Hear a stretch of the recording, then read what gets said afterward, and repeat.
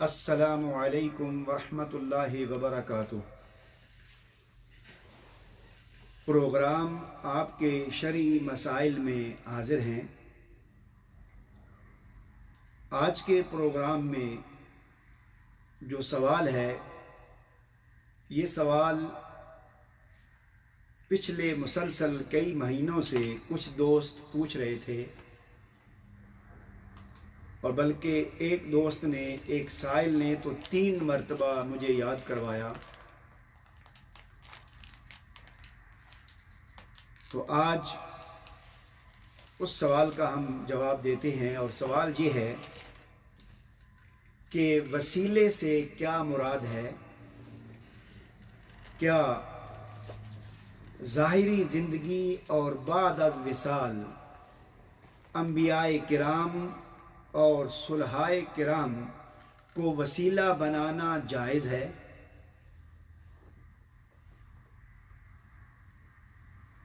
मुअज़्ज़ज़ सामीईन और नाज़रीन, ये ऐसा सवाल है कि जो वक्तन फ़वक्तन ये गर्दिश करता है, और मुख्तलिफ़ औक़ात में मुख्तलिफ़ लोगों ने इस पर गुफ्तगू भी की है। लिहाजा मैं इस पर शरई नुक्ता निगाह से गुफ्तगू करने से पहले कोशिश करते हैं हम कि इसे समझें कि लुग़वी एतबार से वसीला से क्या मुराद है, और शरई एतबार से वसीला का क्या मफ़हूम है। लुग़वी एतबार से वसीला उस ज़रिए को कहते हैं जिससे अपनी पसंदीदा चीज़ को हासिल या किसी नाराज़ को राज़ी किया जा सके, यानी मकसूदो मुद्दआ तक पहुँचने का ज़रिया या उस राह में मददगार, इस चीज़ को वसीला कहते हैं। अरबी में कहते हैं मा यतवस्सलु बिही इलल गैर। वसीला वो होता है जिसके ज़रिए किसी और चीज़ को हासिल किया जा सके या किसी और चीज़ तक रसाई हासिल की जा सके। शरई एतबार से इसका मफ़हूम ये है, इसकी एक तारीफ़, वसीला उस शख्स या उस हस्ती को कहते हैं जो खुद फरामोश और खुदा फरामोश लोगों को खुदा तक पहुंचा सकता हो। दूसरे अंदाज में वसीला से मुराद किसी मकबूल बारगाह और बरगुज़ीदा और मुकर्रब हस्ती के वसीला से अल्लाह ताला के हुजूर दुआ करना, यानी यूं अर्ज़ करना कि ए मालिके अर्ज़ व समा, इनके वसीले से मेरी बिगड़ी बना दे, मेरी मुश्किल हल कर दे, या मेरी बख्शिश फरमा दे, वगैरह वगैरह ऐसे कलिमात इस्तेमाल करने को वसीला कहते हैं। मज़ीद शरई मफ़हूम से पहले मुअज़्ज़ज़ सामीईन व नाज़रीन, एक चीज़ ज़हन नशीन कर लें कि जो चीज़ भी हमें मिलती है या हम हासिल करते हैं या जिससे हम ज़रूरत पूरी करते हैं, वो जो कुछ भी हमें मिलता है वो दरअसल अल्लाह ताला की तरफ से होता है। और अक़ीदे के एतबार से, फ़िक्र के एतबार से अपने आप को क्लियर कर लें कि अल्लाह ताला अगर न चाहे, अल्लाह ताला की अगर मर्जी न हो, उसकी मंशा न हो, उसकी रज़ा न हो, तो तमाम अंबियाए किराम, औलिया, सुलहा, उनको भी वसीला पेश करें तो अल्लाह ताला अगर नहीं चाहेगा तो वो काम नहीं होगा। लिहाजा हम अगर वसीले की बात करते हैं तो वो दरअसल उस काम का जो हकीकी मुहर्रिक है, हकीकी फ़ाइल है, हकीकी करने वाला है, वो अल्लाह ताला है। तो फिर वसीला इख्तियार करने की क्या ज़रूरत है। ज़हन में ये सवाल आता है कि जब सब कुछ वही है, अता करने वाला है, देने वाला है, रोकने वाला है, तो फिर वसीला इख्तियार करने की क्या ज़रूरत है। ये चीज़ हमें समझनी चाहिए। अब इसकी मिसाल आप यूँ ले लें कि हम दीन में वसीले का क्या हुक्म है, शरीयत में वसीले का क्या तसव्वुर है, इस पर बहस कर रहे हैं। और उलमा ने इस पर बहस की है कि दीन में वसीले का क्या तसव्वुर है, जायज़ है या कि नाजायज़ है। मुअज़्ज़ज़ सामईन और नाज़रीन, आप ज़रा नोट करें कि ये दीन जिसके अंदर हम वसीले के जायज़ और नाजायज़ होने का हुक्म तलाश कर रहे हैं, ये दीन हमें कैसे मिला, ये शरीयत हमें कैसे मिली।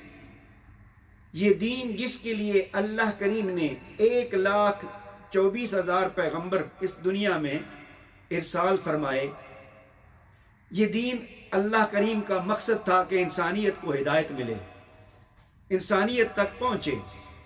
और ये दीन अल्लाह का दीन है। इन्नद्दीन इंदल्लाहिल इस्लाम, कि अल्लाह के नज़दीक दीन सिर्फ इस्लाम ही है। अब मेरे साथ रहें, सोचें कि ये दीन जो हमारे लिए है, अल्लाह करीम ने उस दीन को हम तक पहुंचाने के लिए क्या वसीला इख्तियार नहीं फरमाया। क्या ये अपना दीन अल्लाह करीम ने हम तक डायरेक्ट हमें अता फरमा दिया है? नहीं, बल्कि ये दीन हम तक पहुंचाने के लिए उसने रसूलों का वसीला इख्तियार फरमाया है। तो जब वो खालिक़े कायनात होकर, मालिके कौनो मकान होकर, जो कि किसी का मोहताज नहीं है, अगर वो चाहता तो हर शख्स को उसके अहकाम, उसके अमाल अल्लाह करीम इल्हाम कर देता, डायरेक्ट दे सकता था। मगर उसने ऐसा नहीं किया, बल्कि हमें हमारी हिदायत के लिए, हमारी बेहतरी के लिए जो कुछ भी अता किया, उसके लिए उसने वसीला इख्तियार फरमाया और हमें अंबियाए किराम के वसीले से हमारा दीन दिया। और आज हम उसी दीन में वसीले का तसव्वुर, उसके जायज़ और नाजायज़ होने की बातें कर रहे हैं। अलगरज ये तमीदी बात थी जो आपके गोश गुजार मैंने की कि हमारा दीन सबसे पहले जो मिला है वही वसीले से मिला है। अगर अंबिया को, रसूलों को निकाल दें तो ये दीन दीन इस्लाम नहीं रहता। और अगर कोई शख्स इससे हटकर अल्लाह ताला की इबादत करता है तो वो कबूल नहीं है, इसलिए कि वो शख्स रसूलों को दरमियान से निकाल कर अल्लाह ताला की इबादत कर रहा है। वसीला उसने ख़त्म कर दिया है। तो वसीले के बगैर जो दीन है, जो इबादत है, वो भी अल्लाह की बारगाह में कबूल नहीं है।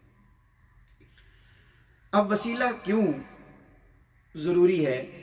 इसलिए कि वसीला या तवस्सुल बारगाह खुदाबंदी में दुआ और तलब की कबूलियत के लिए उसकी बारगाह में इम्कानात बढ़ जाते हैं। कि आप अगर किसी वसीले को इख्तियार करते हैं तो अल्लाह की बारगाह में उसकी कबूलियत के इम्कानात बढ़ जाते हैं, क्योंकि असल में वसीला मकबूलियत, फजीलत व बुजुर्गी और शर्फ व करामत के इजहार का नाम है। गोया एक मुख्तसर जुमला कि अगर कोई शख्सियत गलत इख्तियार कर लें, मकरूह शख्सियत ले लें या चीज़ का वसीला पेश करें, तो अल्लाह की बारगाह में वो कबूल नहीं होगा।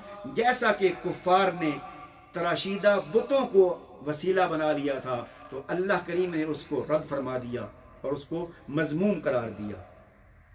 तो इसलिए ये मालूम होना बहुत ज़रूरी है कि जिस चीज़ को हम वसीला बनाएं वो कौन सी चीज़ हो, वो कौन सी हस्तियाँ हों जो बारगाह खुदाबंदी में मकबूल हैं, और कुरान और सुन्नत की रोशनी में किन चीज़ों को वसीला बनाया जा सकता है, इस पर गौर करते हैं। सबसे पहले जैसे मैंने अर्ज़ किया कि वसीला अल्लाह की बारगाह में वो पेश किया जाए जो कबूल हो। तो अब इस कायनात के आगाज़ नहीं बल्कि इंसानियत के आगाज़ के वक्त ही اللہ کریم نے جب آدم علیہ السلام کو پیدا فرمایا اور پیدا فرمانے کے بعد آپ کو جنت میں بھیج دیا، اور پھر جو کچھ بھی ہوا آپ کو کسی وجہ سے زمین پر اتار دیا. زمین پر آپ غالباً 300 سال تک رہے اور اپنی اللہ کی بارگاہ میں توبہ کی تلاش میں، معافی کی تلاش میں رہے. بالآخر اللہ کریم نے فرمایا فَتَلَقَّى آدَمُ مِن رَبِّهِ كَلِمَاتٍ فَتَابَ عَلَيْهِ، کہ پھر آدم علیہ السلام نے اپنے رب سے عاجزی اور معافی کے کلمات سیکھ لیے، پس اللہ نے ان کی توبہ قبول فرما لی. اب اس آیت کریمہ میں اللہ کریم نے بیان فرمایا کہ آدم علیہ السلام نے کلمات توبہ سیکھ لیے. اب وہ کلمات توبہ کیا ہیں؟ اس میں مختلف اقوال اور آراء ہیں.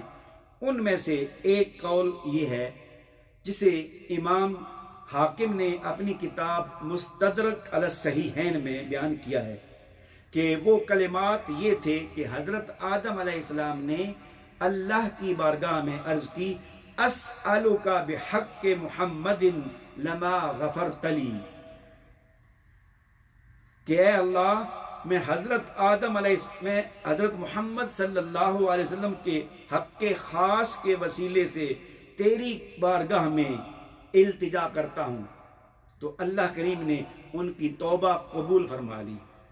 اب یہ جو کلمات ہیں یہ امام بہقی نے، ابن عساکر نے، امام حیثمی نے، امام سیوطی نے اور امام طبرانی نے اور اسی طرح امام صالحی نے اور اسی طرح امام شربینی نے مغنی المحتاج میں ان کلمات کو بیان کیا ہے کہ جن کے ذریعے سے حضرت آدم علیہ السلام کی توبہ قبول ہوئی تھی.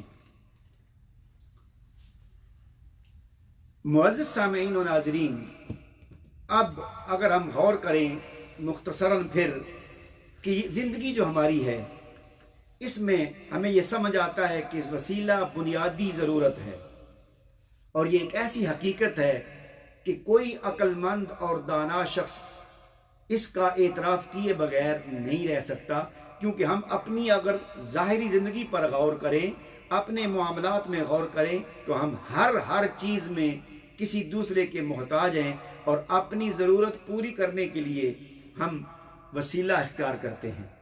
اسی لیے اللہ کریم نے اور حضور نبی کریم صلی اللہ علیہ وآلہ وسلم نے، خواہ وہ دنیا کا مسئلہ ہو یا آخرت کا مسئلہ ہو، اس میں وسیلے کی تعلیمات ہمیں عطا فرمائی ہیں. سب سے پہلے قرآن کریم کی بے شمار آیات کریمہ ہیں جن سے علماء نے وسیلے پر استدلال کیا ہے. میں تمام آیات پیش نہیں کر سکتا، لیکن ایک آیت کریمہ جس میں اللہ کریم نے واضح طور پر بیان فرمایا ہے، سورہ المائدہ کی آیت نمبر 35 میں ارشاد باری تعالی ہے یا ایہا الذین آمنوا اتقوا اللہ وابتغوا الیہ الوسیلہ لعلکم تفلحون. آیت کریمہ کا مفہوم یہ ہے کہ اے ایمان والو، اللہ سے ڈرو اور اس تک پہنچنے کے لیے وسیلہ تلاش کرو. وابتغوا الیہ الوسیلہ، یعنی اس تک پہنچنے کے لیے، اس تک رسائی کے لیے وسیلہ تلاش کرو. اس آیت کریمہ میں ذرا ہم غور کریں تو اللہ تعالیٰ نے اہل ایمان کو مخاطب کیا ہے، ایمان والوں کو مخاطب کر کے فرما رہا ہے کہ وسیلہ تلاش کرو. تو گویا کہ اللہ کریم اہل ایمان کو وسیلے کی تعلیم دے رہا ہے کہ اللہ تعالیٰ سے ڈریں اور اپنے رب تک پہنچنے کے لیے وسیلہ تلاش کریں، اس میں سستی نہ کریں. اس آیت کریمہ میں علماء کے نزدیک اعمال بھی ہیں، اعمال صالحہ، اور وہ بھی ہو سکتے ہیں، لیکن ایک چیز قابل غور ہے کہ بے شک اعمال ہو سکتے ہیں، لیکن اکثر علماء کرام کے نزدیک یہاں اس سے مراد حضور نبی کریم صلی اللہ علیہ وآلہ وسلم کی ذات مبارکہ جو کہ ہادی برحق ہیں وہ ہیں. کیوں؟ آیت کریمہ کے الفاظ ہیں ابتغوا، تلاش کرو. اب جو تلاش کرنا ہے، یہ اگر آپ تھوڑا سا عقلی اعتبار سے سوچیں تو انسان تلاش جو کرتا ہے وہ کسی حسی چیز کو کرتا ہے. یعنی اگر کسی کا کوئی قلم گم ہو گیا ہے، کتاب گم ہو گئی ہے، بچہ گم ہو گیا ہے، تو اس کو تلاش کرنا چونکہ وہ حسی چیز ہے تو حسی چیز کو تلاش کیا جا سکتا ہے. اور جو غیر مرئی چیز ہے، جو نہ نظر آنے والی ہے، جو محسوس ہونے والی نہیں ہے، اس کو انسان کیسے تلاش کر سکتا ہے؟ تو ہمارے اکثر اعمال غیر مرئی ہیں، یعنی جو دیکھے نہیں جا سکتے، جو ہم محسوس نہیں کر سکتے. اسی میں ہماری نماز ہے، اسی میں ہمارا روزہ ہے، اسی میں ہمارا حج ہے. جتنی بھی عبادتیں ہیں ان میں سے اکثر ایسے ہیں کہ جو غیر مرئی ہیں. تو گویا اس آیت کریمہ میں جو ابتغوا کا لفظ ہے کہ ڈھونڈو، تلاش کرو، تو اس کا جو صحیح معنی اور مقصود ہے وہ یہی ہے کہ اس سے مراد حضور نبی کریم صلی اللہ علیہ وآلہ وسلم کی ذات مبارکہ ہے یا اور کوئی مقرب ہستی ہے. معزز سامعین و ناظرین، اسی طرح آقا کریم کی تعلیمات بھی ہیں اور وہ میں ابھی اس کے بعد آپ سے بیان کرتا ہوں. سب سے پہلے دیکھتے ہیں کہ وسیلہ کی اقسام کتنی ہیں، کتنی قسم کا وسیلہ ہو سکتا ہے. اس بارے میں نمبر 1 توسل بالذات، یعنی ذات کا وسیلہ دینا. توسل بالدعا، دعا کا وسیلہ پیش کرنا.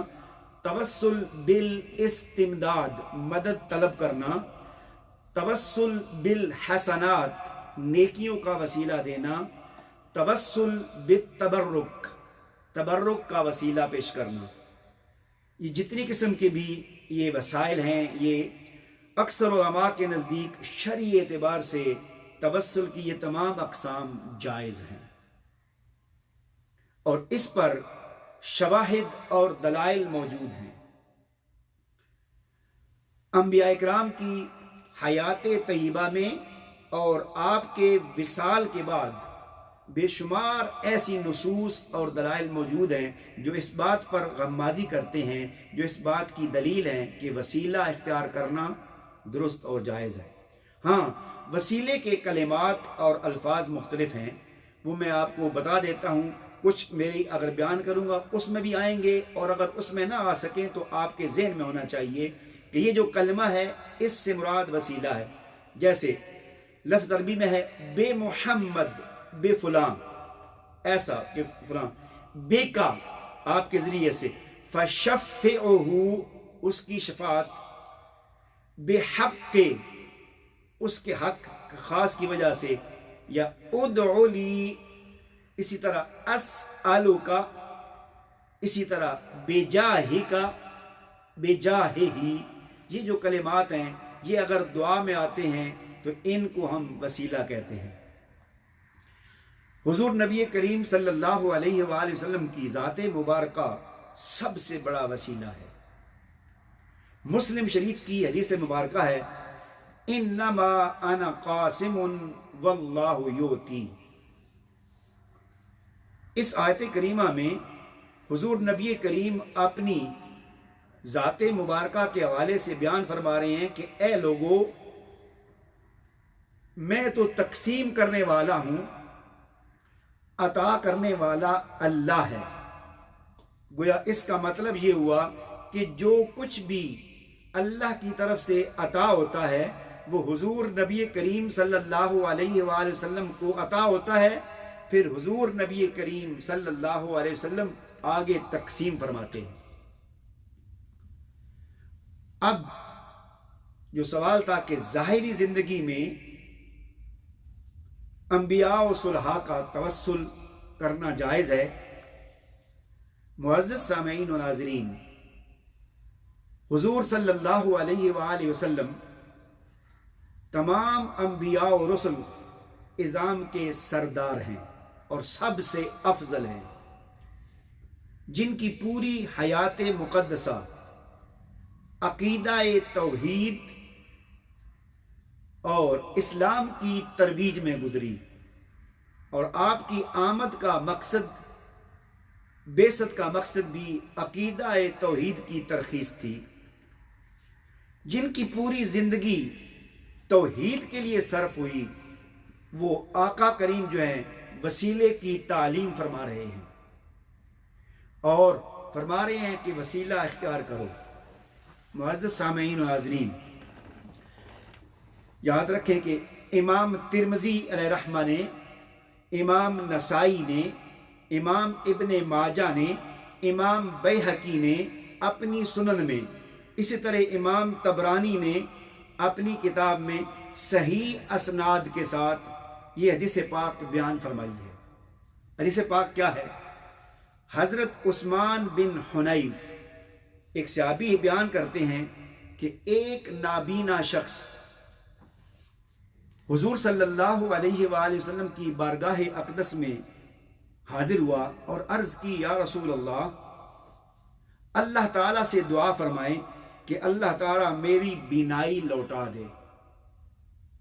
معزز سامعین و ناظرین، آگے چلنے سے پہلے یہاں صحابی کے کلمات نوٹ کریں کہ یا رسول اللہ، اللہ سے دعا فرمائیں۔ اس کا مطلب یہ ہے کہ صحابی کا عقیدہ بھی یہ ہے کہ وہ اللہ سے خود دعا کرنے کی بجائے جو یہ کہتے ہیں کہ اللہ سے خود کریں، تو کیا یہ صحابی جو نابینا ہیں یہ اپنی حاجت کہ جن کی آنکھوں کی بینائی ختم ہو گئی تھی اللہ کی بارگاہ میں خود عرض کر دیتے؟ یقیناً کی بھی ہوگی، لیکن وہ حضور نبی کریم صلی اللہ علیہ وسلم کی بارگاہ میں آ کر عرض کرتے ہیں کہ اللہ کی بارگاہ میں آپ دعا فرمائیں۔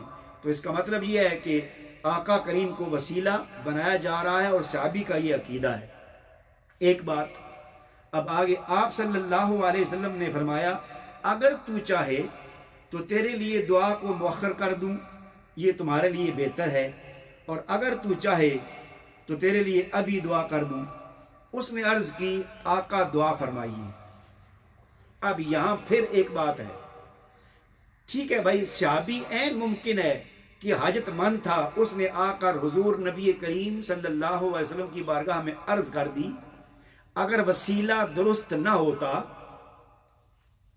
اگر دعا کرنا اللہ کی بارگاہ میں وسیلہ بنانا صحیح نہ ہوتا، تو حضور نبی کریم صلی اللہ علیہ وآلہ وسلم جو آئے ہی عقیدہ توحید کی ترسیخ اور اصلاح کے لیے تھے، وہ فرما دیتے کہ اے میرے صحابی، ایسا مت کہو، تم خود ہی اللہ کی بارگاہ میں عرض کرو، اللہ سننے والا ہے۔ مگر قربان جاؤں، حضور نبی کریم صلی اللہ علیہ وآلہ وسلم نے اس کی اس دعا اور درخواست کو منع نہیں فرمایا، بلکہ اس سے کہا کہ تمہارے لیے بہتر ہے اگر نہیں کروں، لیکن اس نے کہا کہ نہیں، آپ فرمائیے۔ اب دعا نوٹ کریں کہ آقا کریم نے وہ دعا کیا سکھائی ہے۔ حضور نبی کریم صلی اللہ علیہ وآلہ وسلم نے فرمایا کہ جاؤ اچھی طرح وضو کرو اور وضو کر کے 2 رکعت نماز پڑھو، اور جب 2 رکعت نماز ادا کر لو تو اس کے بعد یہ دعا کرنا، یعنی آقا کریم نے طریقہ بھی بتا دیا، اس کے بعد اس کو دعا بھی بتا دی۔ وہ کیا تھی کہ دعا کے بعد اللہ کی بارگاہ میں عرض کرنا، اللہم انی اسألک واتوجہ الیک بمحمد نبی الرحمہ۔ ایک دوسرا، یا محمد انی قد توجہت بک الی ربی فی حاجتی ہذہ لتقضی اللہم فشفعہ فیہ۔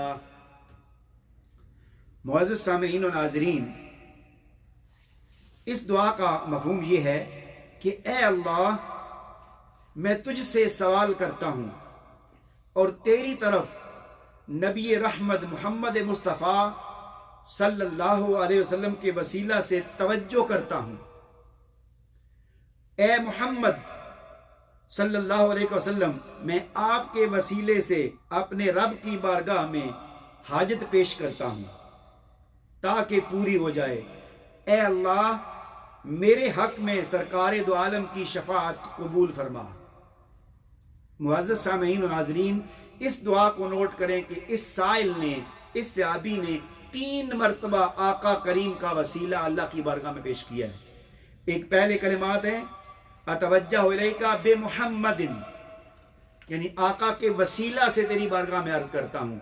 दूसरा, हुजूर नबी करीम सल्लल्लाहु अलैहि वसल्लम को मुखातिब फरमाया है, और ऐन मुमकिन नहीं, यकीनन उसने नमाज घर में पढ़ी थी और घर में नमाज अदा करते हुए आका करीम को मुखातिब किया है, या मुहम्मद इन्नी का तवज्जह तो बेका, ए मुहम्मद सल्लल्लाहु अलैहि वसल्लम मैं आपके वसीले से अपने रब से अपनी हाजत पेश करता हूँ ताकि वो मेरी पूरी करे।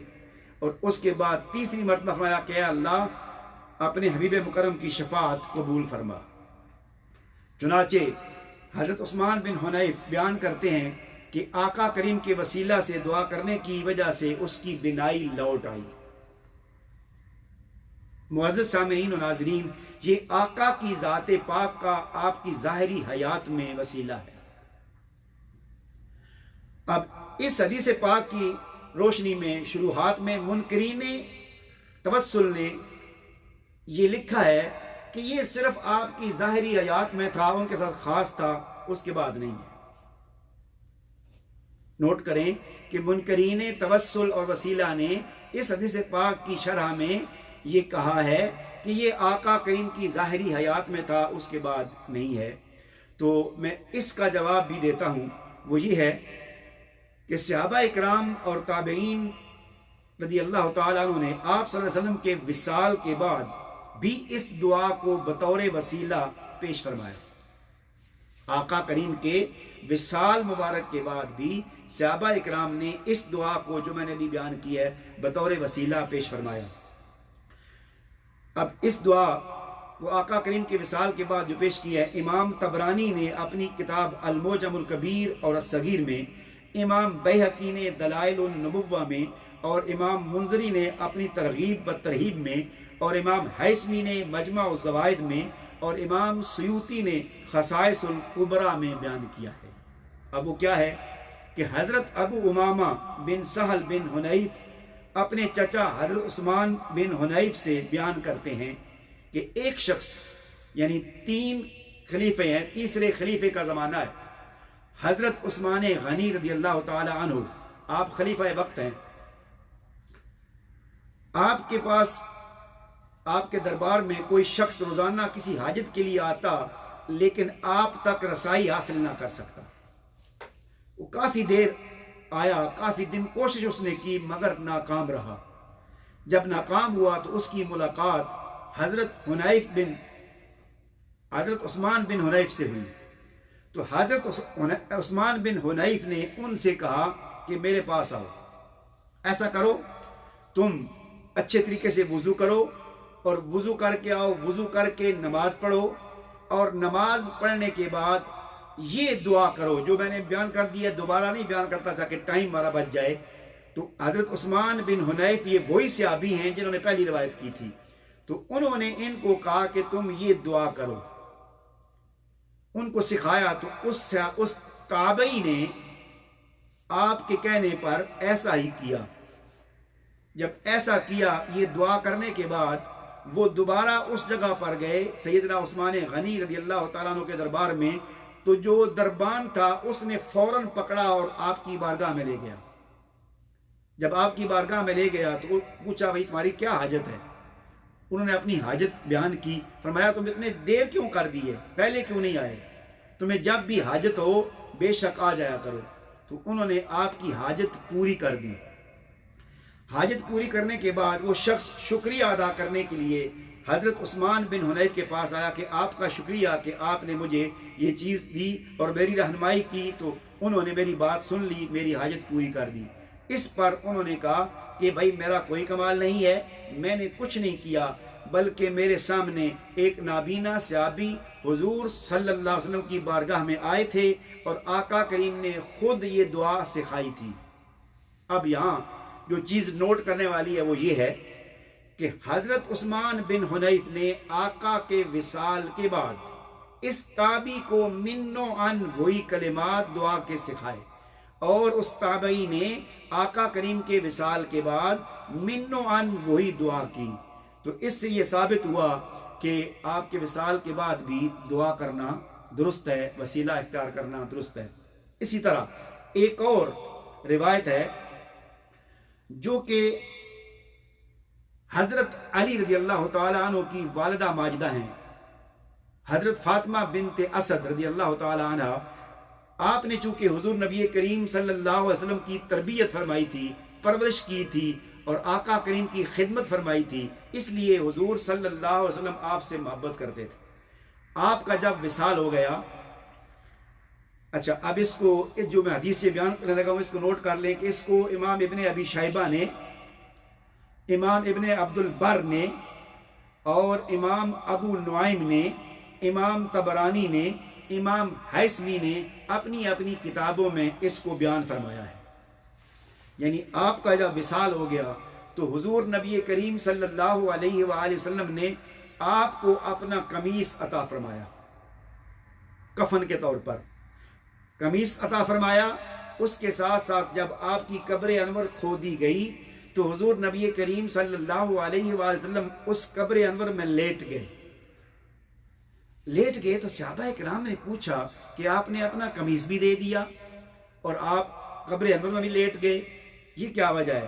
اس کی علت، اس کا سبب آقا کریم نے خود بیان فرمایا ہے، اور یہ کلمات مسند الفردوس اور الدیلمی میں یہ آئے ہیں کہ انی البستها لتلبس من ثياب الجنہ واتجعت في قبرها لأخفف عنها عن ضغط القبر۔ آپ بیان کرتے ہیں کہ میں نے اپنی امی فاطمہ بنت اسد کو یہ لباس اس لیے پہنایا تاکہ انہیں جنت کا لباس پہنایا جائے، اور ان کی قبر میں اس لیے لیٹ گیا تاکہ جو قبر کا دباؤ ہے، پریشر ہے، وہ کم ہو جائے، اس میں تخفیف ہو جائے۔ تو گویا آقا کریم نے یہ علت بتا دی اور یہ بھی ایک وسیلہ ہے۔ اس کے علاوہ حضور نبی کریم صلی اللہ علیہ وآلہ وسلم نے دعا فرمائی۔ وہ دعا کیا تھی؟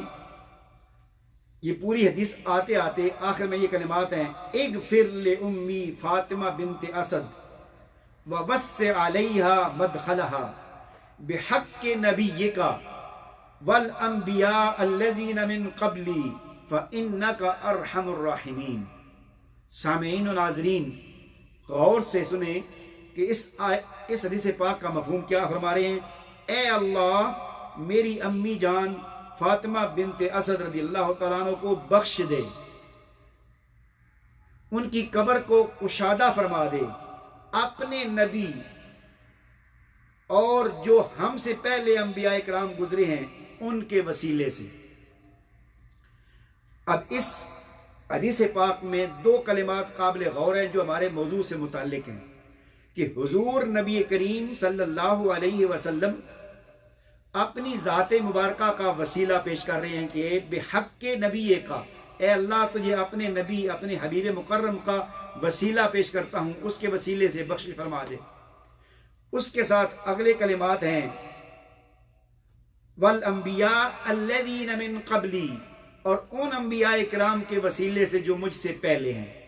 تو اب سوال یہ ہے کہ آقا کریم تو اپنی ظاہری حیات میں موجود تھے، تو انبیاء کرام کا جو کلمات آئے ہیں کیا انبیاء کرام بھی ظاہری حیات میں تھے؟ نہیں، یقیناً ان کا وصال ہو چکا ہے۔ تو گویا آقا کریم صلی اللہ علیہ وسلم اپنے عمل مبارک سے ہمیں یہ تعلیم دے رہے ہیں، ہمیں یہ سکھا رہے ہیں کہ انبیاء کرام کی ذوات کا ان کی ظاہری حیات میں بھی وسیلہ اختیار کرنا جائز ہے، اور ان کے وصال کے بعد بھی ان کا وسیلہ اختیار کرنا جائز ہے۔ تو گویا انبیاء کرام کے وصال کے بعد ان کا وسیلہ اختیار کرنا سنت نبوی ہے۔ اسی طرح اب چونکہ ٹائم کافی ہو رہا ہے، اب اگلی بات تھی صلحاء کے بارے میں کہ کیا صلحاء سے، اولیاء سے وسیلہ اختیار کرنا بھی جائز ہے۔ اب اس کے بارے میں صحیح بخاری میں حدیث پاک ہے، حضرت انس رضی اللہ تعالیٰ عنہ بیان کرتے ہیں کہ حضرت عمر فاروق رضی اللہ تعالیٰ عنہ کے زمانہ مبارک میں، زمانہ خلافت میں شدید قحط ہو گیا، اور قحط اتنا لمبا ہو گیا کہ بارش نہیں ہو رہی تھی۔ بالآخر آپ نے اللہ کی بارگاہ میں عرض کی کہ مولا، ہم حضور صلی اللہ علیہ وآلہ वसल्लम के चचा अब्बास इब्न अब्दुल मुत्तलिब का तेरी बारगाह में वसीला पेश करते हैं, हम पर बारान रहमत नाज़िल फरमा। आपने कलिमात अर्ज़ किए, अल्लाहुम्मा हाज़ा अम्मा नबीक अल अब्बास नतवज्जहु इलैका बिही फस्किना फसक़ा लहुम, कि अल्लाह हम हज़रत अब्बास बिन अब्दुल मुत्तलिब जो कि हुज़ूर सल्लल्लाहु अलैहि वसल्लम के चचा हैं, इनके वसीले से, इनके तवस्सुल से तेरी बारगाह में अर्ज करते हैं, हम पर बारान रहमत नाज़िल फरमा। तो उन पर अल्लाह करीम ने बारिश नाज़िल फरमा दी थी। इसके अलावा अब चूंकि बहुत सारी चीज़ें हैं, लेकिन मैं एक ऐसी चीज़ आपके सामने बयान करने लगा हूं कि जो अक्सर हमने नहीं सुनी, कि हुजूर नबी करीम सल्लल्लाहु अलैहि वसल्लम की ज़ात मुबारका तो इस कायनात की अफजल तरीन हस्ती हैं, उनका वसीला तो मकबूल है, दीगर अंबिया इकराम का वसीला मकबूल है, सुलहा औलिया अल्लाह करीम के मुकर्रबीन हैं, उनका वसीला तो ठीक है, लेकिन हुजूर नबी करीम सल्लल्लाहु अलैहि वसल्लम ने आम नमाजियों और नेक लोगों का वसीला भी पेश किया है और सिखाया है, उसकी तालीम दी है। अब वो ये है, सुनन इब्ने माजा में एक सही हदीस मुबारका है जिसको हजरत अबू सईद अल खुदरी रदियल्लाहु ताला अन्हु ने बयान फरमाया है कि हुजूर सल्लल्लाहु अलैहि वसल्लम ने फरमाया, मन खरजा मिन बैतिही इला सलाह फ़क़ाल अल्लाहुम्मा इन्नी अस्अलुका बिहक़्क़ि साइलीना अलैक व अस्अलुका बिहक़्क़ि ममशाइया हाज़ा इलैक।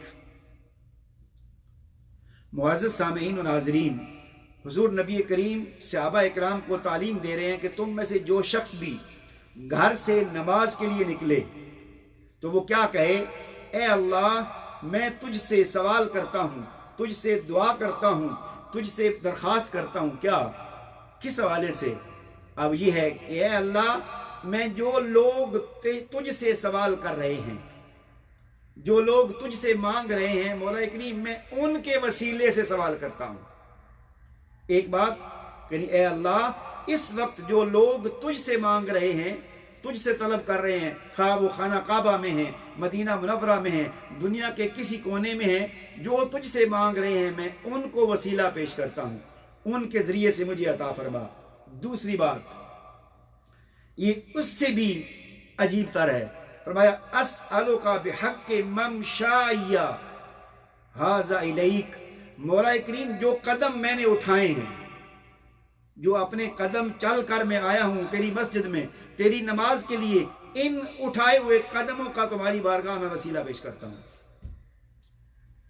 मुअज़्ज़ज़ सामीईन व नाज़रीन, अब इससे बढ़कर और क्या होगा कि हुजूर नबी करीम सल्लल्लाहु अलैहि वसल्लम ने छोटी से लेकर बड़ी चीज तक हर एक चीज जिसकी अहमियत है उसका वसीला पेश करके हमें ये तालीम दे दी कि हम वसीला अगर इख्तियार करें तो शरई एतबार से इसकी किसी किस्म की कोई ममानियत नहीं है, ये दुरुस्त और जायज़ है। हाँ, अब आखिर में एक बात के विसाल के बाद बाज़ लोगों के ज़हन में ये चीज़ आती है कि उनका विसाल हो गया है, अस्तगफिरुल्लाह माज़अल्लाह, उनकी ज़िंदगी ख़त्म हो गई है, मैं वो कलिमात अदा नहीं करता जो वो करते हैं। लेकिन उनके जवाब में सुनन इब्ने माजा की एक हदीस मुबारका है कि जिनके बारे में ये सोचते हैं कि अंबिया किराम अस्तगफिरुल्लाह माज़अल्लाह इस दुनिया से चले गए, या औलिया चले गए, सुलहा चले गए, अल्लाह के नेक बंदे चले गए, वो ये हदीस पाक सुन लें। हदीस पाक तवील है लेकिन ये हिस्सा हमारे मौजू से मुताल्लिक है। वो ये है कि इन्नल्लाह हर्रमा अलल अर्दि अन ताकुला अजसादल अंबिया नबीयुल्लाहि हय्युन युरज़क़।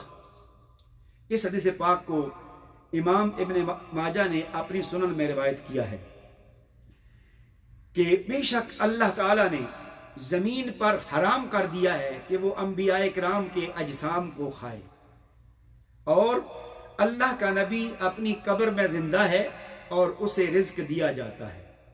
अब इसकी तायीद कुरान करीम की आयत करीमा से होती है, वला तहसबन्नल्लज़ीना क़ुतिलू फ़ी सबीलिल्लाहि अमवाता बल अहयाउन इंद रब्बिहिम युरज़क़ून। ये आयत करीमा है कि तुम वो लोग जो अल्लाह की राह में जिहाद करते हुए शहीद हो जाएं, उनको मुर्दा मत कहो, बल्कि वो तो जिंदा हैं, अपने रब के पास उन्हें रिज्क दिया जाता है। और इसमें कोई शक नहीं है कि अंबिया इकराम शुहदा के एतबार से, शुहदा के मुकाबले में मुकाम व मर्तबा में कई अरफा और आला हैं।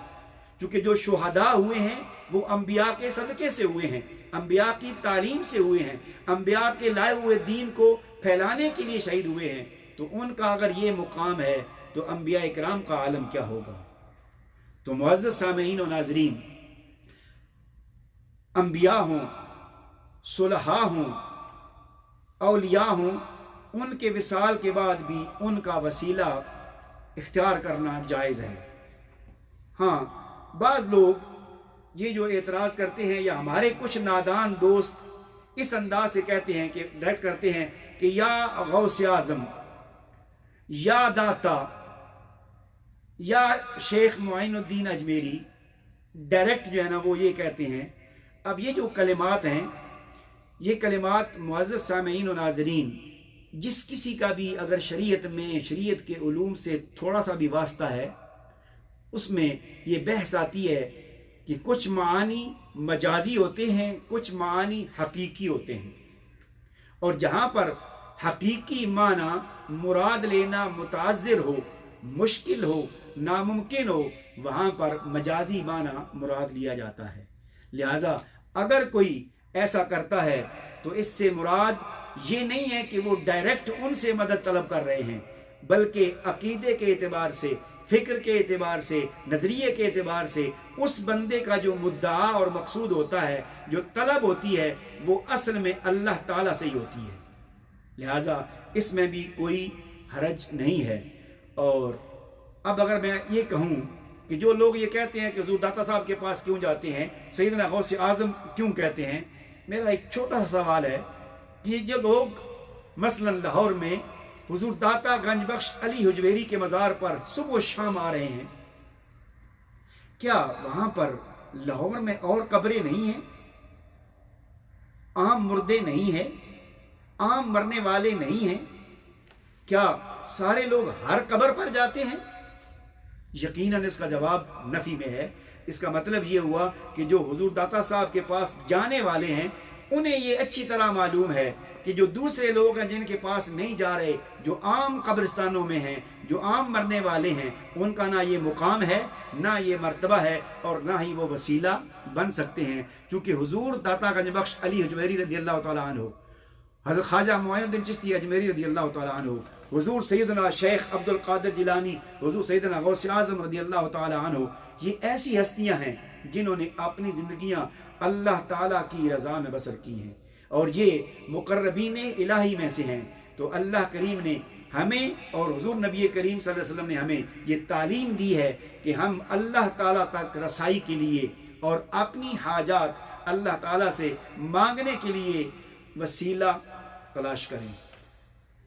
अब आखिरी बात, मुअज़्ज़ज़ सामीईन और नाज़रीन, ये बात हो गई कि वसीला तलाश करें। बाज़ लोगों के नज़दीक दुआ वसीला है, आमाल वसीला हैं, नेकियां वसीला हैं, जितनी किस्म के भी वसाइल हैं। बाज़ कहते हैं कि अस्माउल हुस्ना वसीला हैं, अल्लाह ताला की सिफ़ात वसीला हैं, और उनके नज़दीक भी वो जो ना मानने वाले हैं, उनके नज़दीक भी सहले आदमी का दुआ करना भी वसीला है। लेकिन जितनी किस्म के भी वसीले हैं, इनमें से जो गारंटेड है, जिसकी ज़मानत है, जिसकी कबूलियत की कती यकीन है कि वो कबूल होगा, तो मुअज़्ज़ज़ सामीईन और नाज़रीन, वो हुजूर नबी करीम सल्लल्लाहु अलैहि वसल्लम की ज़ात मुबारका है। तो फिर जब आका करीम की ज़ात मुबारका एक मकबूल वसीला है, तो फिर जो आमाल हमारे जिनके कबूल होने की गारंटी नहीं है, आप में से या हम में से किस को ये यकीन है कि उसका कोई अमल अल्लाह की बारगाह में कबूल है? यकीनन कोई शख्स ये नहीं कह सकता کہ اس کا یہ عمل جو اس نے کیا ہے اللہ کی بارگاہ میں قبول ہو گیا، کوئی گارنٹی نہیں ہے۔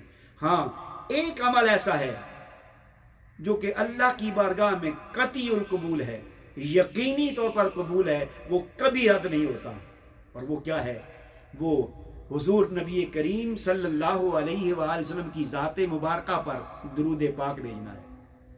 یہی وجہ ہے کہ ہمیں یہ تعلیم دی گئی ہے کہ جب دعا کرو تو دعا سے پہلے بھی درود پاک کہو، دعا کے بعد بھی درود پاک کہو، چونکہ درود پاک تو قبول ہونا ہی ہونا ہے۔ تو لہذا تمہاری جو دعا درود پاک کے وسیلے سے جائے گی وہ بھی اللہ کریم قبول کر لے گا۔